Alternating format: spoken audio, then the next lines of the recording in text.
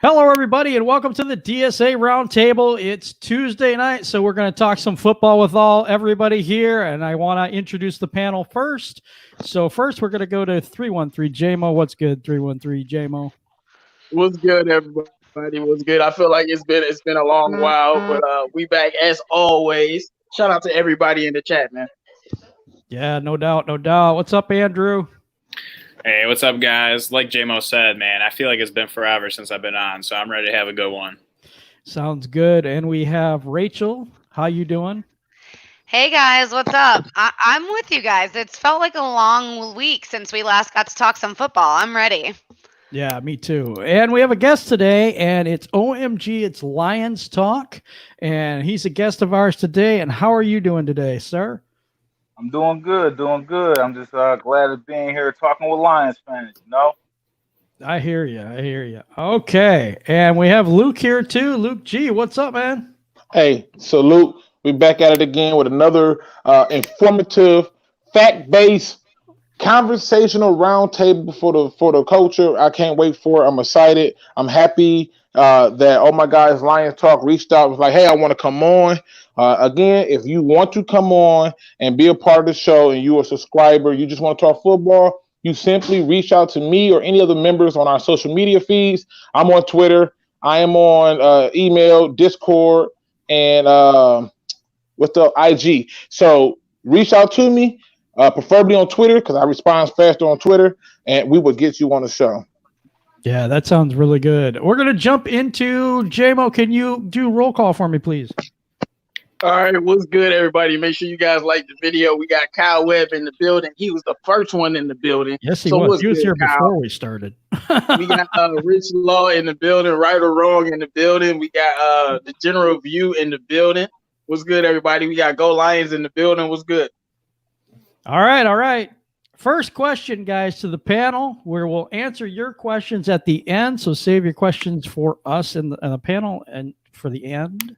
Jamal Agnew is reportedly switching positions from cornerback to wide receiver. What are your thoughts? I'm going to start with Luke. I think it. Sorry about that. My face hit the mute button, people. I think. You got a big face, man. Listen, listen. I am on that clock. Understand that I'm on that clock. But yeah, basically, here's my thing. I think the switch is more so of a trial basis for him to get to another team, because as a cornerback, he did not show a skill set that will warrant his abilities. But as a returner, he did have it. But he also had five fumbles in his return career with the Lions. And then on top of that, going to receiver, I'm just trying to figure out, I think it was I forgot who said this. I think it might be JGB. He said, how is he supposed to catch passes if he's muffing punts? And I'm like, okay, good point. But I think what he's doing is he's trying to find a way to still establish himself and stay relevant and stay on the team. But I'm telling you, when they took Huntley and everybody was like, Huntley, a running back, and as soon as I saw that he returned kicks, I was like, oh, Jamal Agnew. Oh, po Ty, y'all in trouble. This guy doing what y'all supposed to be doing, and it's getting ugly. So for me, him going to receiver don't mean much. They got enough receivers already who are actual receivers. He's going to have to find another way. He should have said he'll play running back or something, to be honest with you. That's good. I understand. Yeah.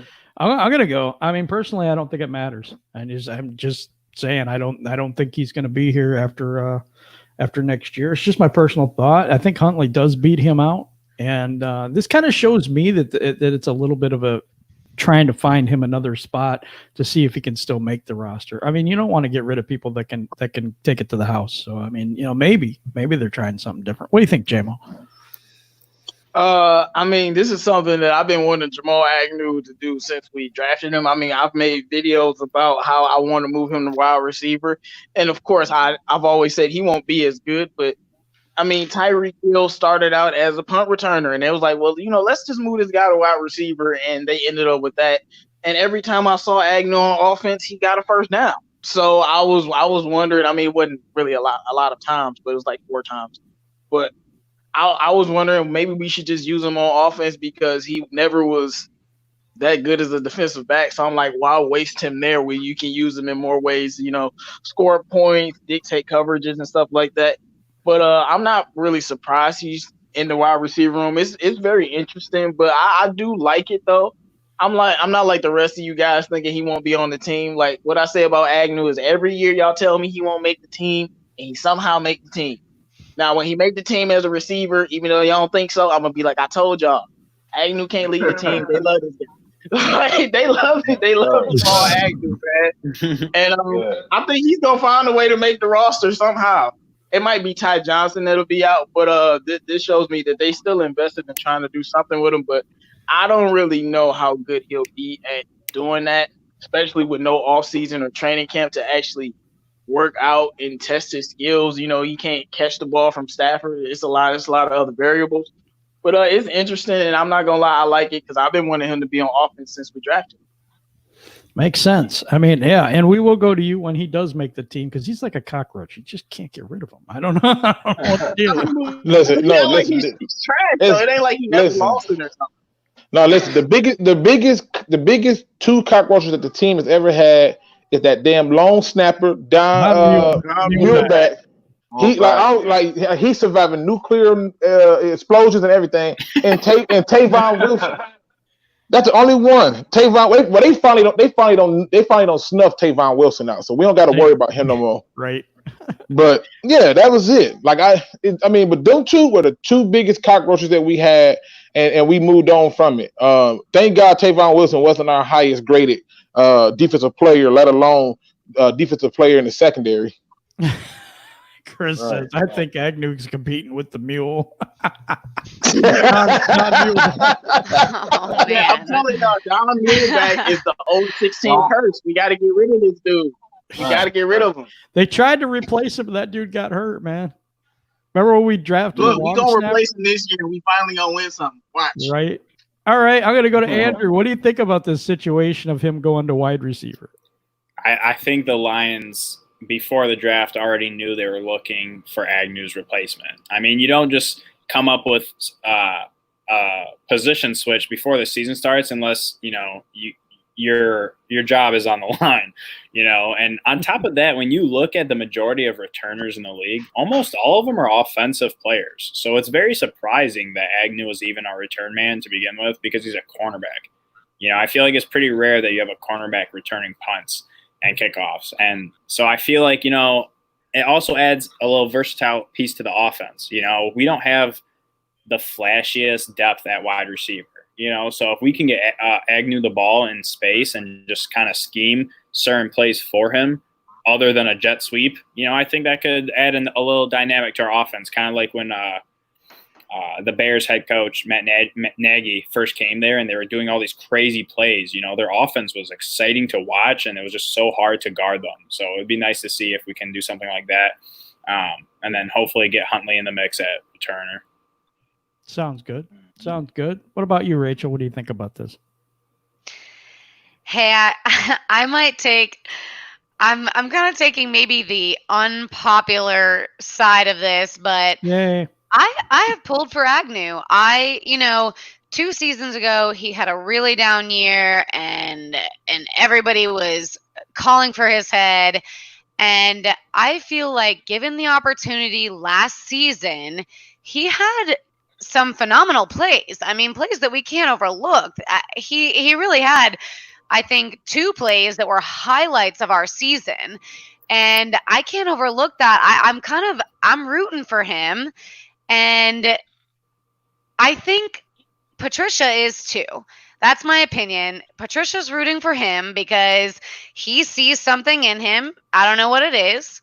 I see something in him. I don't know what it is. So in that regard, we're on the same page in that, if Huntley was there to provide competition, or if they're adding him to the wide receiver core, let's see what he can do. I think this guy has talent, and I think he's had a few years to kind of tighten it up, get it together.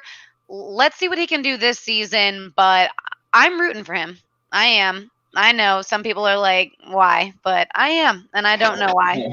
No, I think it's good. I think it's good that you do root for him. I mean, and listen, to be honest with you, any player that's on our team, it goes against my belief of everything if you're not rooting for him. Like I'm not a fan of Matt Patricia, but I'm rooting for him because guess what? Right. I'm a Lions fan. So my root for him is so we can still have success.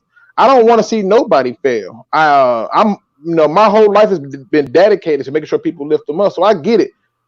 But on the other hand, I man. on the other hand, I do think that he's got a really hard uphill battle because you added Quentin Cephas in this draft. You already got Marvin Hall on roster. You gave $6 million to Danny Amendola. You're going to re-sign Kenny Galladay. You still got Marvin Jones. That's 5 receivers right there. How does he break into this as a gadget receiver? Yeah, Tough I one. agree with you. We didn't go to our I'm guest just yet. looking at it. If Huntley is the returner, maybe he's not doing the gadget plays, and it's Agnew that's doing the gadget plays, and Huntley is the returner. So they can find a way to put him in on offense. Yeah, but I think Huntley is going to be the gadget returner guy. He's taking that spot because you can put him in the backfield. I'm not convinced. I'm not convinced. Look no further than J.D. McKissick. That's all you got to do. We got DeAndre Swift and Kerryon who can catch passes. I'm not convinced. Yeah, I know, but when you come out there, right, and you want that guy who can catch a pass out the back with speed, it's going to be Huntley. And if you want to put him in a slot to create underneath routes, it's going to be Huntley. Why would you take a guy who's been playing cornerback for the last few years and say, hey, I want you to run routes in traffic with big linebackers and be okay? And he's already a guy that puts the ball. Like I said, I'm so. still not buying that Huntley is just gonna come in here and be the golden boy. I'm not. All right. Let's go to OMG. It's Lions Talk. He didn't get a chance to answer the question. So what do you think about this transition to wide receiver by Jamal Agnew? I'm excited. Because that means Patricia pulling out all the stops. Okay, that means Patricia is like, man, we gotta do something. He's trying to find a way to make the team more explosive. So I'm all for it. Even if he don't end up making the team, it's just like he's going that extra mile to try to make something happen. So I'm happy. All right, that's good. We're gonna go to our next question now.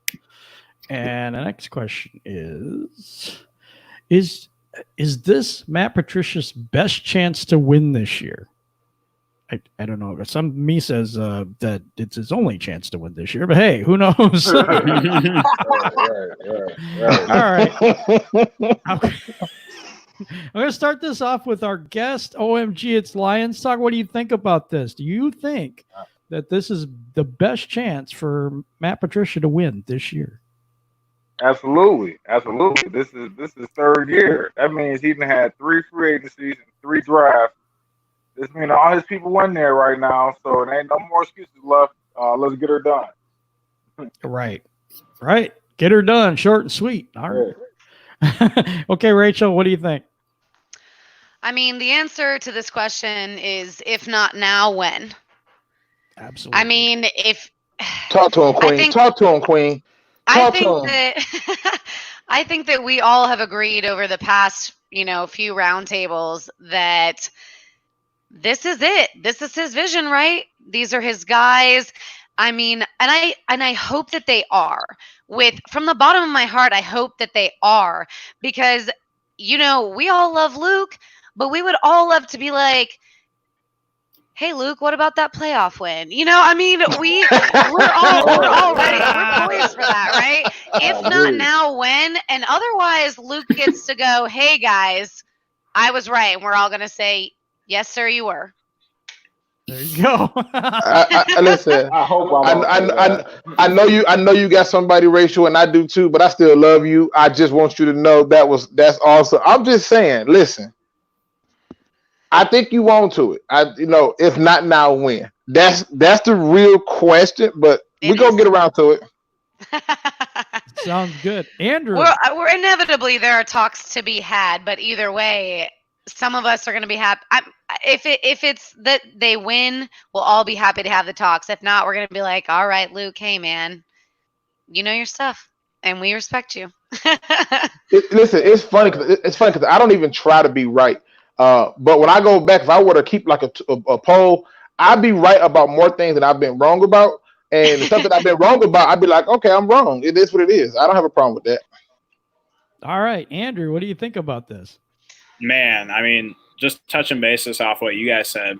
I mean, you look at the Bears; they're a dumpster fire, just like we have been. And then the Vikings lost half their team to free agency, and the majority of them were all Pro Bowlers. So they definitely took a step back, regardless of who they got in the draft. And then you look at the Packers and what they just did in the draft and starting a quarterback controversy with arguably a top 10 quarterback of all time. So if there was ever a time for us to step up and finally reign in the NFC North, it is right now. And then on top of that, half our team was on injured reserve from like week 8, week 9. So there's no reason that anyone should be hurt going into season or out of shape or anything. We have had all the time to get healthy and back into shape. So it's time to shine, baby. It's time to shine, and I'm looking forward to this season. It sounds good. The only thing I worry about there with the Packers and their 12th man with the stripes and stuff like that. But other than that, I mean, I'm not scared. I'm not scared of the Packers. Trust me. Right. All right, JMO, do you think this is going to be the season for Patricia to win? I mean, to me, it's not about Patricia. I'm sorry. I'll keep saying this and I'll keep saying it over and over. Regardless of what he does, our offense is going to carry the team, and it's either going to make him look good or look bad. But I would say my main thing is he got all his guys. So, and I'm actually very happy that he got all his guys, not because of I feel like he needed his guys to be good or anything, but I feel like his system does work if he has the right personnel. He just has to use his personnel in the right way. So I'm excited to see what happens when, all right, you got all of your guys, so your system should be able to work and the team should be better. Second year, the offense, and we got rid of Paul Pepperoni. So, I just feel like that it is. I think the whole team is just better from top to bottom. I'm not saying like, oh, we got drastically better. I ain't saying that. But we are a little bit better than last year, and then our division is in shambles. But that doesn't really mean anything because we stay in shambles. So it's his best opportunity. But I wouldn't. Well, I mean, I don't know if it's going to be him. If you think we're like most people do, that we're in every game and we got a little better, we should be a lot better in our record. That we really should be. And I'm with Luke about winning the division. I think we should. I don't know if we will. Go ahead, Luke. Well, let me get into this. Let me get into this. This is how I look at it. No, but I want to do this the right way. Reread the question for me, and I want to show you why I'm going to do it this way. Reread the question. Sure, no problem. Is this Matt Patricia's best chance to win this year? Now I'm going to show you how this works in layers. The Queen says, "If not now, when?" Not because of necessarily a mandate, but because you have to look at all the pieces. Then we had Andrew come through and add on to that. So we just building this cake up for y'all. Andrew talked about how different parts of the division have taken some hits and things like that. On top of that, they've added a 7th person or team that can make the playoffs. So each piece is lining up for them. On top of that, they got a chance to do something that the other teams didn't really get to do. Coach the Senior Bowl. So that's another piece to it. So they should be familiar with a lot of the players that they picked up. They were there. And then the last piece is this. If you look at this team, what is it that they don't have that he still needs when it comes to his guys? And if he has his guys, then this is absolutely his best chance to win. Because if you can't win with your guys, then we really in for a long season and a whole lot of hurt and heartache. Because this is the time to do it. The whole process is to give you 3 years to do it. Some people believe he should have a 4th and a 5th. Okay. But we're in year 3.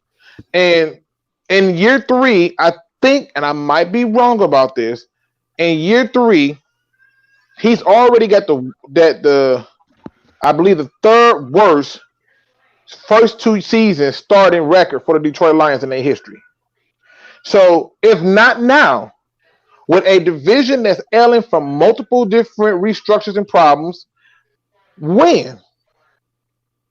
Well, so far it's been never. But well, you said, well, no, I was just about to say something, Joe. I say, you say if not when, I'll just be like next year. You know, like what you mean? Like, yeah, I mean, no, because if you go next year, let's say if you go next year and you give them that extra year, I'm cool with giving them that extra year because I want the Lion fan base to feel comfortable about the decisions they make. But this is the same fan base who asked for other things to happen, and we got it. We asked for Charles Rogers. We got it. We asked for Mike Williams. We got it.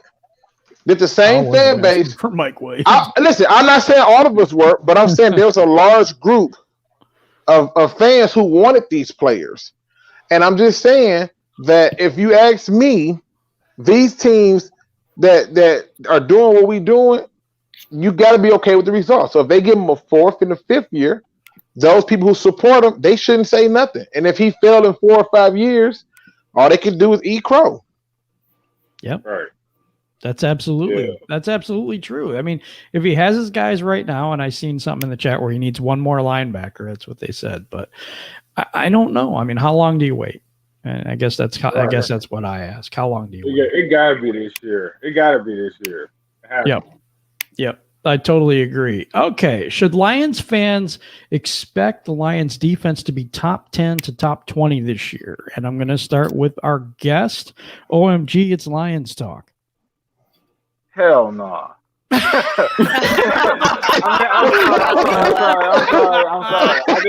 I didn't mean it like that. I promise you. I didn't mean it like that. But okay, that came out wrong. I'm sorry. I was thinking it, but I didn't mean to say it.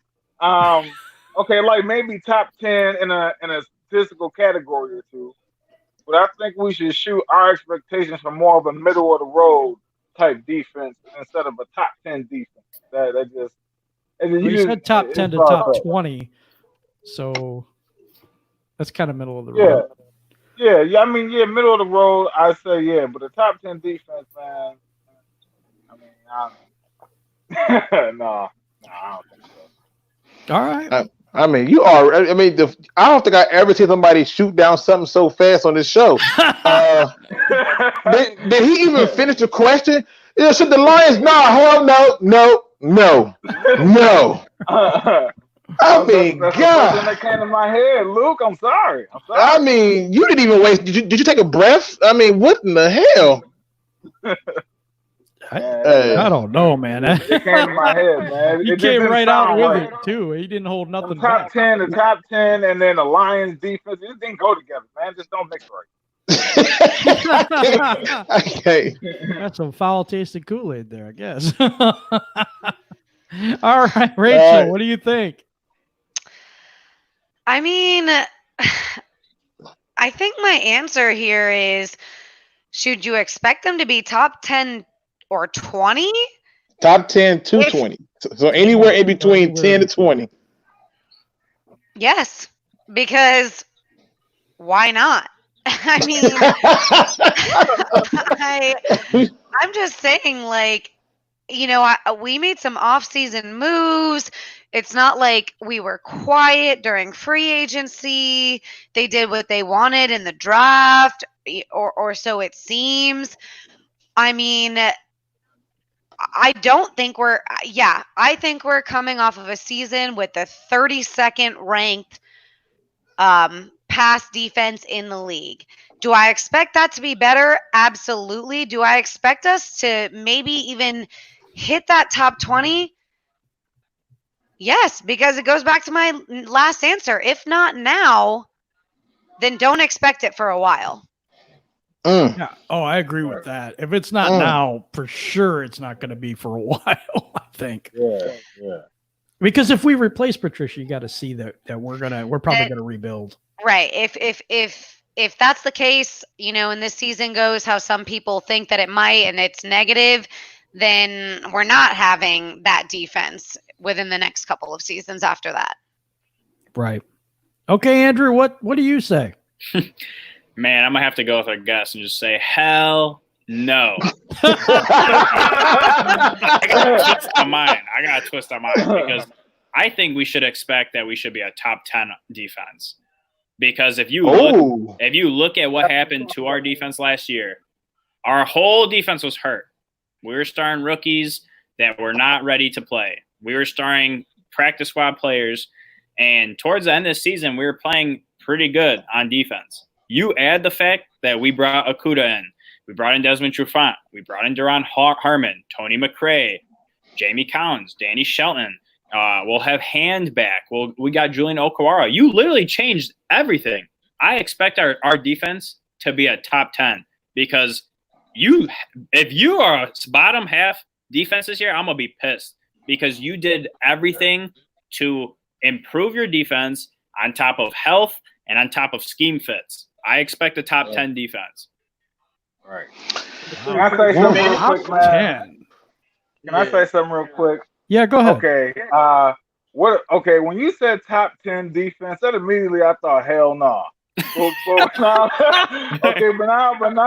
now when you say top 10 to 20, I retract my statement. I say yes because I expect them to be a middle of the pack defense.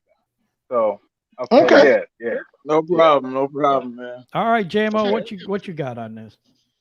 Man, I'm 100% with Andrew. See, me and Andrew been on the same wavelength today, so I see we had the same dinner last night. But look, I see. You had them ribs. Like me and Andrew never know. We don't disagree. You already know the ribs. But look, man, I would say that yes, definitely. I demand excellence. Matt Patricia is supposed to be some boy genius, rocket scientist. You just got all of your guys. You just threw out the trash defense, and you just brought in all of these guys. You brought in all of this talent. You drafted everyone you wanted. You done had 3 years. You took over the Lions in your first year and got us to the 10th defense. So no excuses. Lions fans need to have a higher standard. They need to demand more. This guy's supposed to be a defensive genius. Why isn't our defense at least top 10 or 12? And that's the way I look at it. And you just got to demand more. You're supposed to be a guru. So I need to see you go out on the field and do that.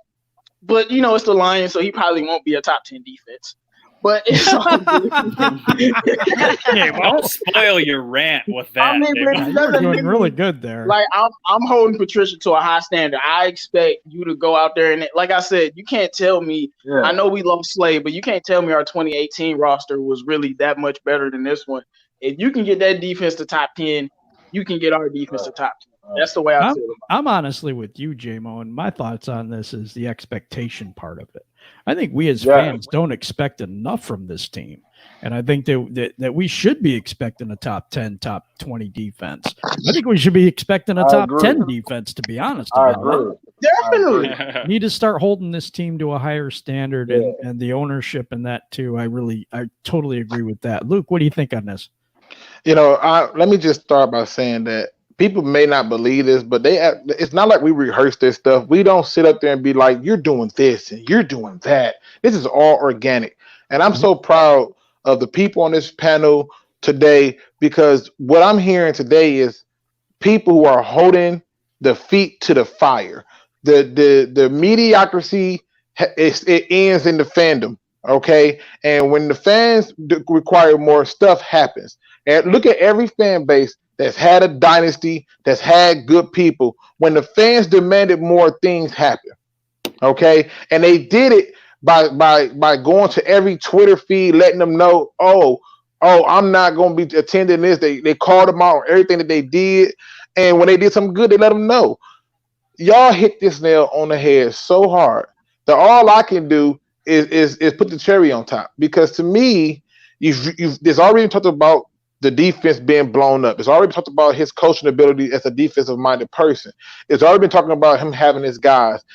The expectation needs to be raised in the faction. And then on top of that, we're only talking between 10 to 20. We didn't say he got to have a top 5 defense from last. That's a hell of a jump. We said between 10 and 20. And I'm telling you, this is where you have to look at it and say, you have to expect more. You have to demand more. You have to be able to do it. No need to always have to punch them in the gut by buying it, but they make more money, believe it or not off ticket sales, but merchandise. Don't buy their hats. Don't buy their jerseys. When they start seeing those dip, they're gonna be sick. The But I like stadium. those hats and those jerseys. I feel you. I feel you. But what I'm saying is, they do them. They do it quarterly. They track everything quarterly. So when they see those dips, it make them respond. This team defense should be within that 10 to 20 range. It should be. Yeah. And anything less than that is a travesty because that still puts you in the bottom half of the worst defenses under a guy who's been here for 3 years. Now, I don't know about y'all, but I've never heard nobody taking 3 years to install their system. I've never heard of this. It didn't take McVay 3 years to install it, and he took over a 2-14 team. Okay, it didn't take that other bum over there on that most fortunate 13-3 team I've ever seen in Green Bay to get it done. If we cannot get between 10 to 20, what are we doing? 10 to 20 is nothing, people. 10 to 20 is nothing. And I like what Chris said. Chris said he don't care about the ranking. We got to just stop them from scoring more. I get that, but that ranking a lot of the times lets you know, are they doing that? It lets you know, like, okay, are you stopping them? Because you may be 10, like the Lions when they had Adamik Sue, Fairley, and all them. We were top 10. We were top 10 against the run, but in giving up big plays, we wasn't top 10. So it depends on where you're ranking at. So I get what you're saying too, and I respect that. All right, our next. Oh, go ahead. No, I just wanted to say that, and I just feel like if fans don't expect our defense to be top 10, top 15, then what do you expect from the team? You expect us to be trash again next year? Because, like I said, I'll keep saying the roster in 2018 on defense, you can't tell me it's drastically better than this one, and we're better in some areas, maybe worse in some areas. But we got a little bit more talent. It's the third year of your system. You should be able to have a good defense. Exactly. Right. No, I think that too. And I think that we don't, because we've been losing for so long and things have been so bad here, we don't come into every season with those big expectations because we don't want to be let down. But on the other hand, we got to start expecting more from this team and start making it a little more vocal that, hey, you know what? We're sick and tired of it. Why are we expecting a top 12 offense every year, but not a top 12 defense? Don't work like that. Right. Don't work like that. Yeah. And there is a lot in the expectation of this team that I totally agree with every one of you guys. I think that we absolutely need to expect more from this team. I don't think we expect enough. And I think it's been going on for quite a while. And I think we just need to stop it. And we're like, no, why can't we win the division? We should be winning the division this year, next year after that. Come on now. You know? We need to start having those Wolverine expectations for the Exactly. line. Exactly. How Michigan Wolverines treat their football coaches, you can go 10-3. But if you lose to Ohio State, Michigan State, hey man, you got a couple Michigan fans in here, man. Our standards is way too high, man. We be winning 11 games, and I'm like, fire my coach. I know. So, Exactly. I'm Wolverine. I'm Wolverine. That's my nickname. That's what I'm talking about. All right, let's go to the next question. Do you think, or how much influence do you think that new defensive coordinator Corey Unlin will have on this year's defense? And I'm going to start out with OMG, it's Lions talk. Yeah, I think he'll help get the DBs together. But we just hired Bo Davis, who he's a D-line coach at D-line U or Alabama, and we got Tyrone McKenzie, who I believe was a linebacker assistant coach from one of the linebacker teams, Tennessee Titans. So I don't think he messes with that chemistry too much. I think he lets those coaches do their thing. I believe we finally got coaches that are respected for coaching that position. So I think this year he'll do more with the DBs, but he'll let them do their thing. Okay, so you don't think he's going to have a huge influence on Patricia's defense? No, I think on the secondary, I think the secondary is his calling card. So I think he'll mess with that, but I don't think he'll mess with the D line and linebacker too much. All right, Rachel, what do you think about that? You think Unland's going to have more power than the Crypt Keeper last year, or what do you think? Oops. I mean, so I think that he'll be able to have as much influence as Patricia's defensive line, linebacker core, and pass rush allows him to. So what I mean by that is if we can't pressure the quarterback, if our linebackers can't, spy and pull back to cover, if we're still struggling with those same issues, then I don't think Unland can make that much of a difference because he needs help from the portion of the defense that Patricia is going to control himself. Without help from that portion, without more pressure on the quarterback, some real pass rush. Obviously, we've seen Patricia isn't too terrible at catering a defense to stop the run, but without kind of coming together a little bit more than that and having his portion of the defense a little bit more well-rounded, then unfortunately, I don't think it matters what Unland does because as we saw, we had what I considered to be a borderline elite, if not elite corner out there that couldn't cover because, I'm sorry, but the opposing quarterbacks just had way too much time. Yeah, they could sit back, have a cup of coffee, order a pizza. Yeah, they did. I mean, it was crazy last year. You can't expect corners to cover that long. But do you think that he's going to have more of an influence on the scheme, Rachel, than or is he just another Patricia puppet? Basically, that's what I'm asking. I think he will have a little bit more kind of influence over that. And I think, and I don't mean this to sound negative, I and I know it's going to, but I think that's because it has to look like he does, or Lions fans are going to go, see, it's just Patricia. Nobody else has any influence. So I think at the very least, they're going to have to pretend like he does, and maybe he actually will. I think that would be, the better, the more positive outcome. I do too. I think it's going to be more positive if he does have more control over the defense. I think that there's a lot of things that we were missing last year that hurt this defense. So there's certain things that you can't do when you don't have certain players and stuff and the injuries and things that happen. So not going to make an excuse for him, but there was a lot of stuff that happened last year. Andrew, what do you think? Do you think that Unland's going to have power here, or he's just a Patricia puppet kind of thing? I have a very hard time believing that they're going to bring in a cornerback coach to be our defensive coordinator for the first time in his career in a year that Patricia could easily be fired mid-season if we lose the majority of our games. It's quite hard for me to believe that. So I think they brought him in here to do what he does best, and that is coach up the secondary. Because when you watch our secondary guard other teams, what they did best was punch the ball out.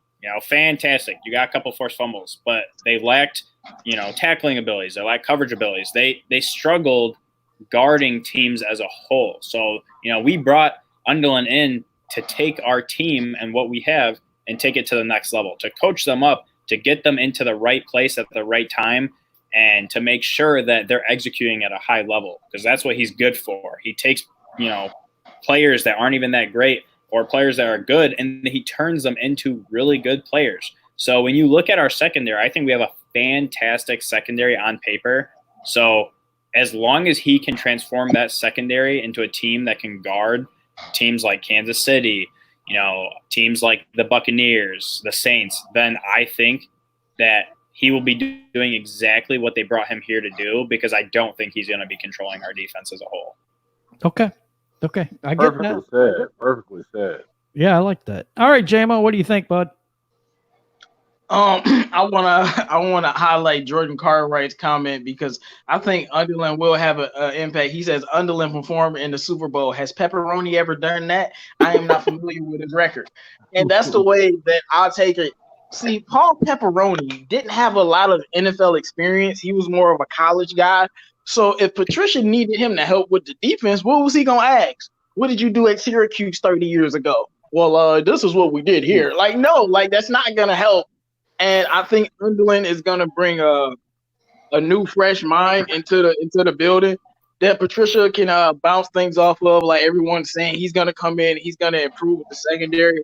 I do think he's gonna improve the defense, and I'll put it like this: he's not the main reason he isn't brought here just to be a puppet is because I don't think Patricia has everything under wraps.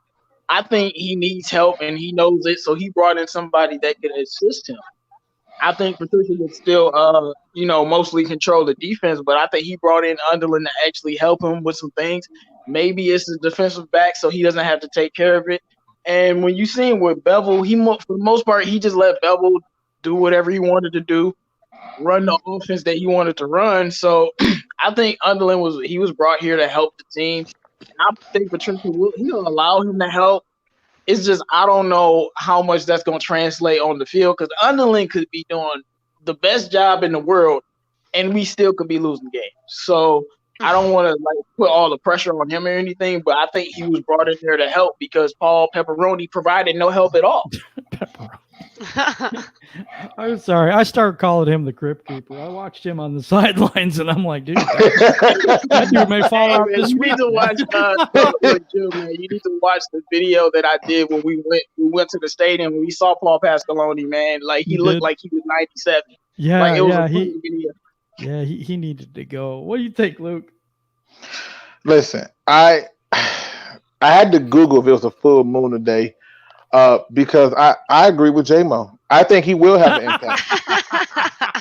This is listen. Y'all gotta mark this down. This don't happen often. I agree with J-Mo. This does not happen often.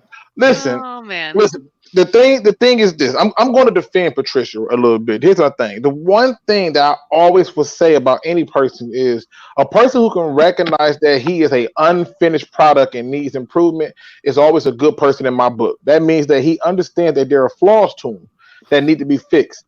And when I look at Matt Patricia deciding to fire his mentor, who he tried to give a shot, that was an improvement. When I look at him destroy and reconstruct this defense, that was an improvement. I also think he's going to take strides further to build player relations with the players. That's an improvement. But the biggest thing he's going to do is he is going to use the second set of eyes and the wisdom of Underland to better this defense. And I'll tell you what I mean. I can see it clear as day where Underland is going over to Patricia and saying, look, I've seen this play before. Yeah. When I was on the Eagles, they caught it before. If we run cover 2 right here, it's going to come right to us. And I can see Patricia being very open and susceptible to taking that advice. I can see him literally saying to Underland, hey, good call. And if Underland get the wrong call, being like, okay, we get him next time. I see him trying to do a complete repair of his image because it's not pretty right now. But I think that the biggest thing that he's going to do is he's going to use all of the things that he has taken from Bill Belichick and merge it with all of the things that Underland has learned through his career and been a part of a Super Bowl winning team. I think that he most definitely will improve the defense a lot. That's good. That's good, Luke. Oh, just saying. I mean, the reason me and Luke agree is because I think we both think to an extent that Patricia knows he needs a little bit of help, man. He has to be a lot more open-minded and bring in a lot of these guys that actually know what they're doing. So, like I said, he only just be talking to a wall that is Paul Pepperoni that doesn't know anything, and that's going to help him. He's going to let Underland put in his work. Yeah, I mean, because he has to. I mean, if you think about it. I don't know if one of my favorite movies of all time from Disney. Right, like I love this movie. Like this, like if it's a 1A and a 1B, 1A is The Lion King, 1B is Remember the Titans.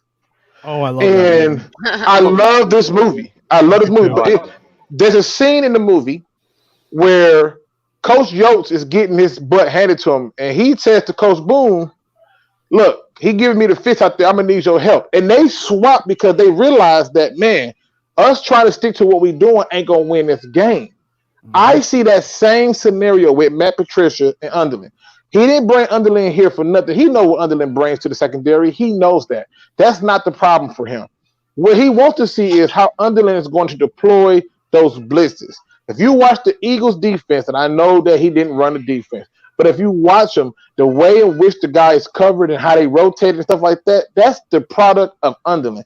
And I think that those two are going to come together, literally like Coach Boone and Coach Yotes, swap it out, be like, listen, this is going to get us the win? Yes. Go and have a cigar after the W, a beer if need be, and understand that, listen, this is what it's going to take, because whether Underlin wants to admit it or not, he's attached to Matt Patricia. If Matt Patricia does not succeed, he's out of a job and back to being a positional coach.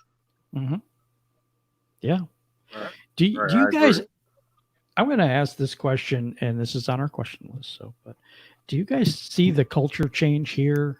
I mean, never mind the record, but do you see the culture change here? Is that something that you guys recognize, that we're not the same old Lions, that there's something going on behind the scenes? What do you think? What do you think, OMG, it's Lions Talk? I do. I think Quinn and Patricia have been trying to do that from the get-go. I think they expected more players to buy in, especially key players on defense. But I see it. I see what they're trying to do. I don't knock them. I'm not one of the people who knocks them for what they're trying to do.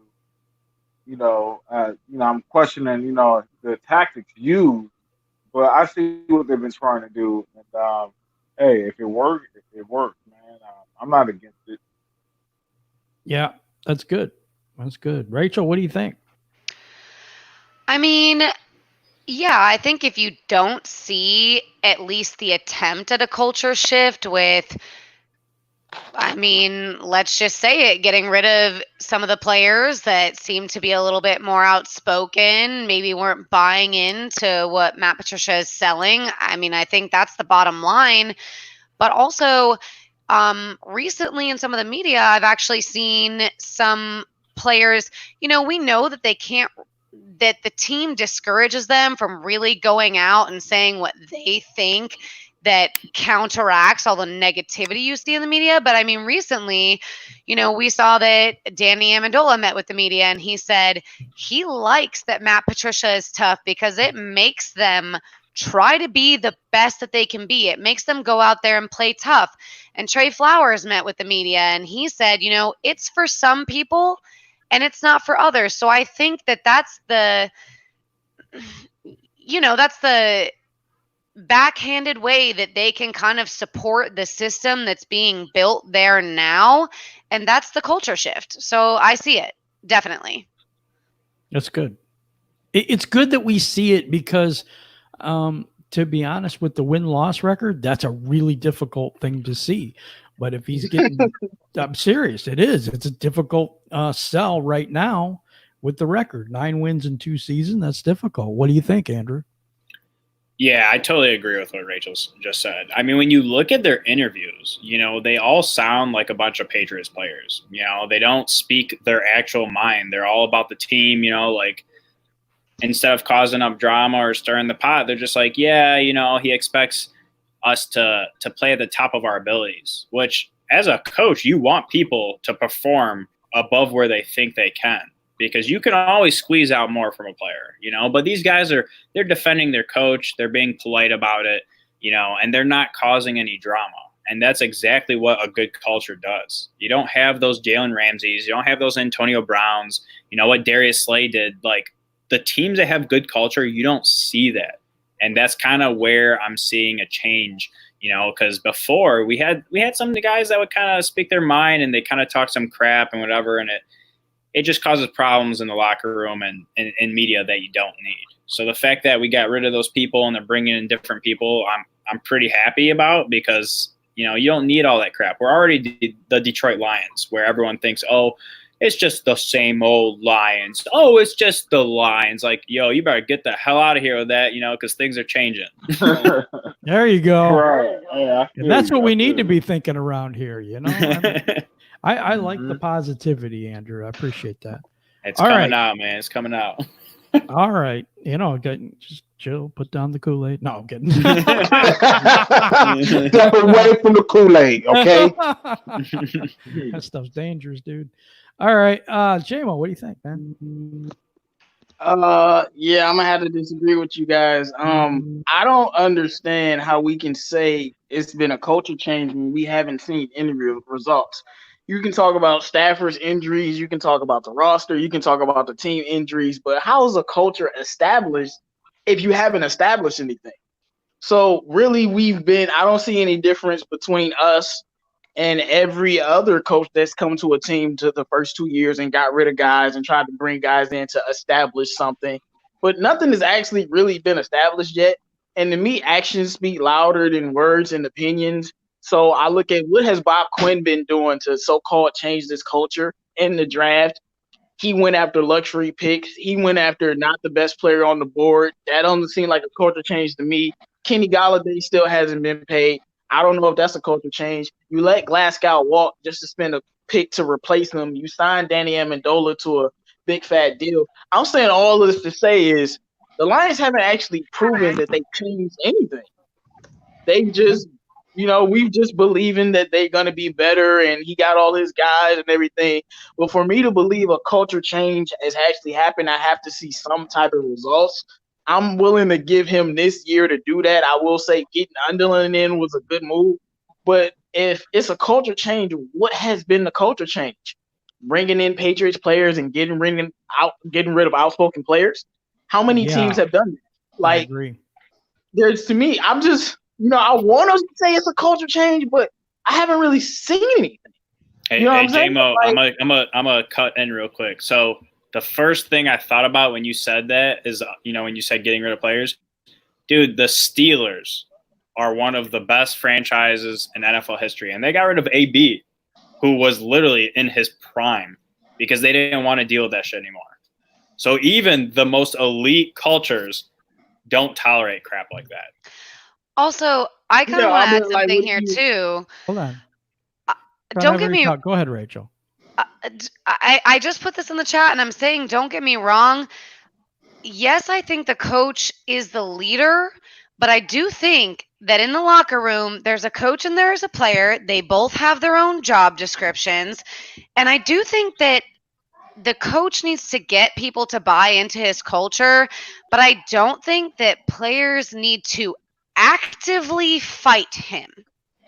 I think that there has to be give on both sides. There's no cohesiveness if one person just has to give in to the other. I think just like a trade, just like all the draft talks, two people have to come to the table. So if the coach isn't coming to the table, but the player's also not, then there's no table at all. Well, my thing is this, with the culture change thing, to me, getting everybody on the same page in the locker room, getting everybody on the same page in the front office, that's not a culture change. That's getting everybody on the same page. And in order for a culture to actually change, we actually have to see something established. And Lions ain't really did that much. I'm not going in, we've been a trash team. I don't care. We ain't really done that much, but, I have to see some actual, results. Because right now we just look like the same old Lions team with a bad coach. So I need to see some type of actual change. Only thing that's changed is if the fans want to give the coach 5 years to, build something. But if a culture change has happened, you have to build something. Like I'll say this and I'll let Luke go. The Rams, that was a culture change because they actually won something. They actually built something. When Pete Carroll went to Seattle, it happens. Even when Vrabel went to Tennessee, that's a culture change. We ain't never seen Tennessee in the AFC Championship game in like 25 years. So, it's been culture changes, but they're usually followed by results, and we just don't have the results to back up that change. agree 100% with JMO. I mean, we've changed a lot of things for the sake of change or whatever. I mean, we've changed internal stuff. We've got new facilities. We've got, they cleaned house. As Martha went on a rampage for a while and was firing a lot of people. But how many NFC North championships or division titles have we won since then? None. How many winning seasons have we had? None. So if it's a culture change, we're losers right now. That's what we've been for a long time. How has it changed? That's my question. All right. I'm going to go to Luke on this one then. All right. So I Googled. It is not a full moon. It's not. I don't know. I don't know if it was because of the holiday or what the case may be. But again, I'm agreeing with JMO. To have a culture change means that something has to physically change. Like nobody calls a caterpillar a butterfly until it actually metamorphoses out, come out of the cocoon with wings. So my thing is, why are we calling it a culture change when it looks and feels the same that we've been experiencing for years? That is not a culture change. Now, on the other hand, somebody could say, well, maybe the culture change don't necessarily got to be shown in the win-loss record. I can see it in the attitude. Well, let me just help you with something. Rob Marinelli came in with that same attitude that I'm going to build mentally tough people. He had the Detroit Lions' first 0-16 season. So mentally tough is not it's cool, but it's not enough for you to win. That's not going to change a culture. What change a culture is when you see people look at your team different from the outside, from the inside, on to the universe and beyond. That's when it's a culture change. We have not been through that just yet. What we have done is we have managed to just get by and hope and pray, because I believe that our fan base is afraid of a rebuild. We're afraid of a rebuild, yep. So coach continuity makes more sense. I agree. So to me, culture change, no. You want to tell me we had a culture change, then I'll say, okay, then it's for the worse. Because if you go back, the culture was changed before then when we were having back-to-back winning seasons, which hadn't happened. I was about to say that. That haven't happened in you gotta go back to the 80s, early 90s for us to find a back-to-back winning season. We had that at first, and now we're back to being to the bottom. All I'm gonna say is this. We got over 45 people in this chat, people. We got 30 likes. We got 1 dislike, and we love the 1 dislike, and we praying for you still. But those 30 dislikes, we got nothing but respect for you. But there's at least another 15 people that we need you to get us to the top. This right here is your chance to have your voice be heard. Whether you know it or not, the reason this forum is open is because there are people who do things in mainstream media who can get things done, and your voices will be heard. Get this voice heard by hitting that like button, okay? And if you have already hit that like button already, okay, if you have already did it, give me some flames, a thumbs up, a cricket, a shotgun, a muscle, the middle finger. I don't care what it is. Give me some emojis in the chat to let me know that you still here and you gave us some love. Now, I digress and go back to my point. The culture change will happen the very moment that we start doing something that has never been done before. Okay? Nobody said that the culture changed in New England until New England started doing something that New England had not done before, which is win championships, win the division. And now they don't did it so much that they have reestablished what a dynasty is. That is when the culture has changed. That is when we show up, and we show up in force. That is how we do it. To those people, Jordan Cartwright, the artist, Bravo, to Chris, to K-Man, to James, thank y'all for dropping those emojis. Let us know you still rocking with us. We appreciate you. Yeah, for sure. You know what? And this is a movement, man. I mean, we want to get our voices out there about what we feel about this team. And if it's not acceptable, and if it's not to the standard that we're holding this team to, we got to let them know, and we got to let them know in force, and that's what we're doing. And we got to have you guys with us to be able to spread that message. Now, hold on, Jim. Hold on, Jim. How did Hater House get the dabbing emoji? Where the hell did you get a dabbing emoji from? Can somebody tell me how I can get a dabbing emoji? I want a dabbing emoji. I mean, listen, people, light the chat up with emoji. Have some fun today, okay?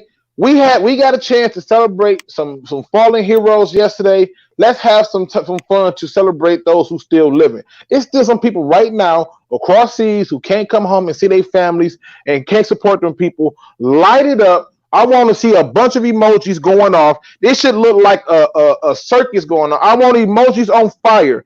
Give me all of it. Now, wait a minute. Did Foolish everybody say you old Luke? Wait. He said you old Luke. No dabbing for you. I ain't that old, bro. I'm gonna say this. I'm probably the oldest person here. Oh God, he burnt me on the first one. I just want to listen. I'm just loving seeing the chat light up like this. That's what I want to see. I want emojis. From here on out, we're gonna make sure y'all still awake by having y'all drop the most craziest, ridiculous emojis you can. We finna have some fun with this, people. Let's get this thing going. Get them likes up. We at 33 out of 45. I know we can hit 40. Let's do it. Let's get there. Let's go. And that's a lot of fun, man. That's what we're here to do. We're here to talk Lions. We're not so serious because it is a game. But you know what? Guys, have some fun, man. Have some fun. I'm going to piggyback on that last question. It says, do you think Matt Patricia has changed the Lion culture for the better or worse? What do you think, OMG? That's a trap question, kind of. It is. I'm just being honest today. Because if you look at it like this, we've won 4 wild card games, or we've been to 4 wild card games in 21 years. Okay, let me say that again. Since '99, right? We've been to 4 wild card games in 21 years, and we've lost every damn time.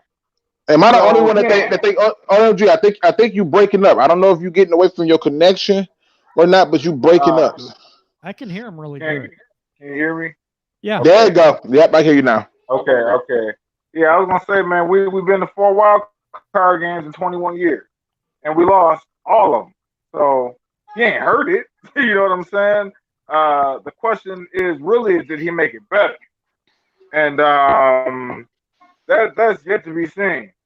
But I'm gonna tell you like this. I will be watching every game with a notepad and a pencil in my ear. I'm documenting everything. I'm documenting everything from his decision making and the clutch to the hoodie he wearing that week. I'm going. See, I got to weigh in on this right now because I got to quote one of our panel members earlier tonight and say, "Hell no! Are you kidding me? 9 wins in 2 years. That culture change is going way down."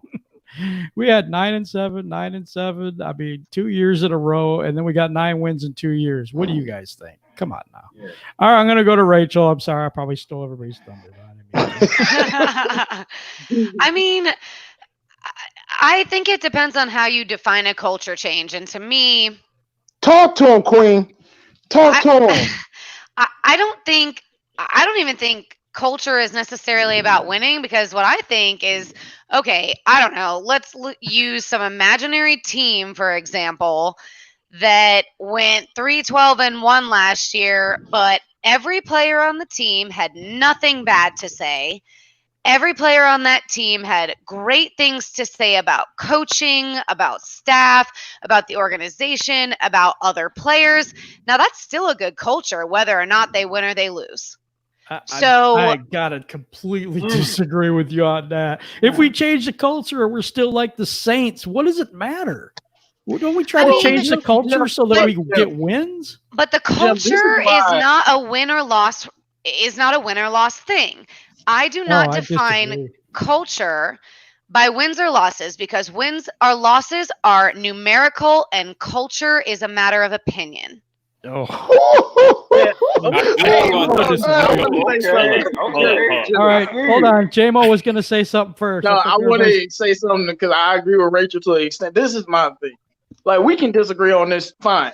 But my thing is what Mike Daniels said when he left and they asked him about coming to Detroit. Because how many players do they ask about coming to Detroit and they'll be like, yeah, I'll go there. I'll go back if I want to. Mike Daniels was like, oh, no, I would love to come back. And it was about the specific things that he said about the guys in the locker room.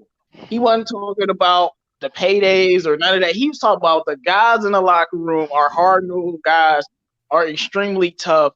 And I didn't expect him or even some other players to actually want to come. Like, you leave the Lions, why would you ever want to come back? So, you know what I'm saying? And I just feel like a lot of things like that is just a little bit different than when other coaches was here. Okay. All right. I'm going to Andrew. You were going to say something too, but what do you think about all this? Look, all y'all that are disagreeing with Rachel, I'm going to have to respectfully say that you are wrong. Thank you, Andrew. Me and Rachel are on this with the culture thing. I'm telling you, look, culture does not always equate to wins. You look at the Saints, people are like, damn, the Saints got good culture.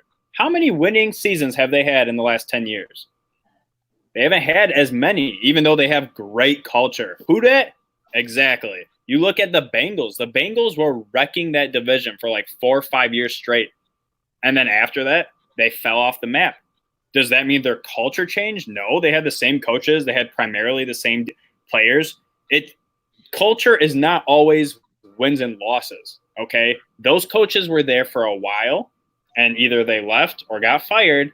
That doesn't mean that the culture just randomly changed from year to year or this or that. It does not always equate to wins. Yeah, you can look at a Bill Belichick. You can look at a Pete Carroll, a Harbaugh. But, like, there's coaches like Sean Payton, Marvin Lewis, even Jason Garrett, not even the greatest example, but, like, everyone builds their own culture. And a lot of times they'll stay there for like 10 years or something. And it doesn't always equate to wins. Mike McCarthy had winning seasons like every freaking year and got fired. He developed a culture. And it doesn't always equate to wins. It doesn't always equate to Super Bowls. And that does not mean that there's not a culture there. Our culture, yes, it's not the greatest because we had a 3-win season, but we developed a culture that is, we are one team. We have one mindset, and that mindset is to go do our job to the best of our ability and try our best. Not, oh, man, I had 3 picks. I had a great game. It's not about you. It's about the team. So unless the team won, you lost. And that's what they developed, whether they're winning or losing. I really think that was a great explanation for what I meant, though, because at the end of the day, the Saints culture is so good that even as it trickles down to the fans, if they have a losing season and everybody's still happy, that speaks to the culture that the team has created. I can't disagree more. I just can't disagree more. Yeah, I don't know. I mean, we're literally giving you we're giving you facts, man. We're giving you teams that have struggled for years and they developed such a good culture that the fans are with them, the players with them, and now they're riding high as fuck because they're the best team in the NFC. Or they have been in the last 3 years. They've been dominant. You can't blame them when we were winning, now we're losing, and you want to say the culture changed. People are just going to feel like that regardless, because some people, it is about wins and losses. But whatever culture Caldwell established was probably the best culture we had since Wayne Fontes. And then we got Patricia. So if you don't think it changed for the better, I can't blame people regardless of wins and losses. Yeah, I don't see it like you guys do. I just, it's just the way I feel. The question was, do you think that the culture is better or worse under Patricia? And for me, it's worse. And I do believe record has something to do with it. If you want a losing culture, that's fine. I mean, that's you. But for me, I want a winning culture. That's where I'm at. See, I don't understand that, though, Jim, because they're not instilling we're complacent with losing. There's nothing in the media. There's nothing from the players that's like, you know what? This is a losing team. We don't want to win. Every single person on that team wants to win. They're not saying, oh, we gave up on the season. They're not saying, we're not trying hard enough. They're saying we need to execute. We could have performed better. But There's let me ask you nothing this. Let saying me that ask you one thing, Andrew. All right. If culture doesn't mean wins and losses, why are we trying to change it? Because we had such a losing mentality. That's But why there's wins such and a losses bad... don't matter. So No. why are we trying to change it? Hold up. It's not. We're not trying to change just that, though. We're trying to change the stigma of we are the same old Lions. Nobody gives a crap about the Lions. Oh, but there aren't we goes the the same old Lions. Lions if we lose?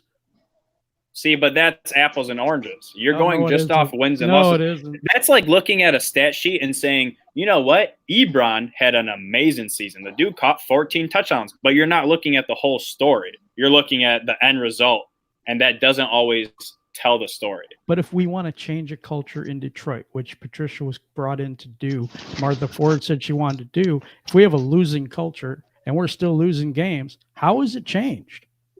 Hey, I get your point, and it's hard to debate wins and It's losses. the mentality that's changed. Yeah, it's a mentality thing, and that's what culture is. Win-loss record. That's All right, yeah. I want to go to Luke. I want to hear what you got to say on this, bro. Listen, I've been enjoying this so much. Listen, y'all don't even understand. I was living my best life. Listen to y'all go with this. Now, I'm gonna actually play devil's advocate. I'm gonna be literally the angel on your shoulder and the devil on the other side. So I'm gonna start off with the devil side, okay? In the case of Jim, not saying Jim is wrong or that he's the devil. Just he's the devil. I'm not saying that. I'm not saying that. I'm saying that everybody is not in agreement with what Jim is saying. But let me just say this. What Jim is saying is this. Culture changes when you win or when you lose because it affects the mood of the people. Therefore, that culture has changed based on the win-loss column. Totally get that. But then there's this problem that I got to go to the angel side on. And I say, coaching is one part of it. The other part of culture change does not necessarily have to be win or losses. There's a such thing as culture change in terms of foundation. And we don't talk about this often. The Dallas Cowboys, everybody talks about Jason Garrett. I even heard Andrew bring up Jason Garrett. But what they don't talk about is that Bill Parcells built that team foundationally to change the culture, to get it back to where it was. And so everybody else who came in just had to drive the car. The same thing with Jim Caldwell. The team that he took over that was struggling, that was mostly built by who? Jim Schwartz. It's a team that he had success with. He just had to drive the car. So, did the culture change foundationally for the Lions? I don't think so. Did the culture change based on win-loss record? No, because we're still losing. But the reality is a culture change does not have to be directly connected to wins and losses if there's a foundational work already done. So the same thing can be said for the Dallas Cowboys going back to Jimmy Johnson. When Jimmy Johnson built that team and that culture, guess what they did? Jerry Jones, and this is why Jimmy Johnson and Jerry Jones decided to split ways, because after Jimmy Johnson won that Super Bowl, Jerry Jones said any head coach with that team could have won the Super Bowl. And Jimmy was like, oh, really, Jerry? And what did he do? He left to prove a point. Well, what happened? They hired Barry Switzer, who came in and won the Super Bowl with that team. He built a foundational coaching. Now, that's one part. Then there's a fan culture. The fan culture comes from teams like the Oakland Raiders. That team, win, lose, or draw, still got a black hole. Yep. Why? Because they already know that at some point in time, we still gonna be this black hole, and we're gonna have it. So the culture change can be both. But that wasn't the question. And Jim is right. The question is, did the culture change for the better or for the worse?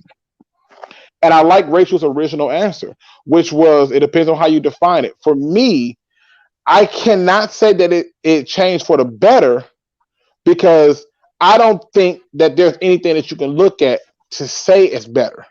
What are you going to say is better culture-wise? Before Matt Patricia, you didn't have all these players coming out in Detroit just bashing a coach like this. You didn't see that stuff. So I have to go with the question. The question is, was it changed for the better or worse? For me, it looked like it was changed for the worse.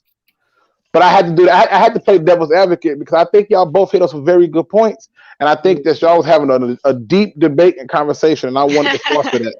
Yeah, man. You see, I had to play mediator and moderator so I could get everybody to understand each other's points. But to answer that question, I would just say it's too early to tell. We're gonna see. This year, I would agree. This year will let us know if we establish something. Because if you look at year 3 of what's his name, Schwartz and Caldwell, let's look at year 3 of Schwartz. We went 10-6, and you could tell he established something. Year 3 of Caldwell, after 11-5, a 7-9, and a 9-7 season, we were like, even though we had made the playoffs, we were like, okay, so are we actually going to be? Is he actually going to be able to take us over the hump in Lions fans? And the owners realized he wasn't going to do it. So this year we'll know if Patricia has actually changed something, because results, good or bad, will let you know if the culture has changed. Back to what I was talking about earlier. So, yeah. All right. Yeah. Anybody else want to weigh on this one? Listen, let me hop in there. There's some slight differences in terms of that, because if you look at the third year match, you have to also look at what is required from the person from the third year match. So in other words, when Jim Schwartz got here, you had people calling for Jim Schwartz's job after his third year, his fourth year. And I'm thinking to myself, like, he took over the first 0-16 team. He needed at least 6 or 7 years to clean and scrub them out of there. Okay. But you go down to Jim's Caldwell. And I think when he took over, Jim Caldwell took over, the Lions were 7-9 or 5-11. I'll draw a blank right now. But he was brought in to improve them. Huh? I think they were. Oh, well, no. They were 7-9. They were 7-9. Yeah. I'm not for that. Jim Schwartz last year, they had I want to say they had 7 wins or 5. I couldn't remember, but I know for a fact that when he was brought here to do better than that. And the overall essence of any time you move on from a head coach is for that head coach to come in who's new and do better than what they did. So if my team was a 10-win team with previous head coach, new head coach, I need to be an 11-win team winning playoff games. Oh, new head coach, you can't get past the playoff. Okay, I need a new coach to be a Super Bowl winning coach. And it keeps going in that way. That is what makes the difference in the culture change. We got to stop making excuses for people who come into teams already made and go backwards.